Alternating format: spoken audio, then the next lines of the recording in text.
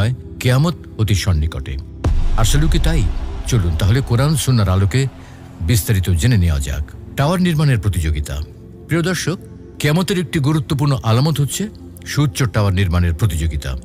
আরব উপদ্বীপে প্রকাশিত এই আলামতটি ইতিমধ্যে বিশ্ববাসী দেখতে পাচ্ছে।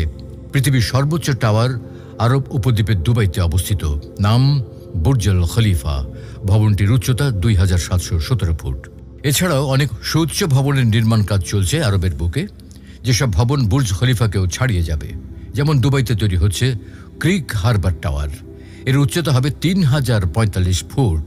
ধারণা করা হয়েছিল বুর্জ আল খলিফার পর এটিই হবে বিশ্বের সবচেয়ে উঁচু ভবন। কিন্তু সৌদি আরবের নির্মাণাধীন জেদ্দা টাওয়ার সব রেকর্ড ভেঙে দেবে। মরুভূমির বুকে গড়ে উঠছে আগামী বিশ্বের সবচেয়ে উঁচু স্থাপনা জেদ্দা টাওয়ার। আকাশচুম্বী এই স্থাপনাটির উচ্চতা হবে 3280 ফুট বা 1000 মিটার,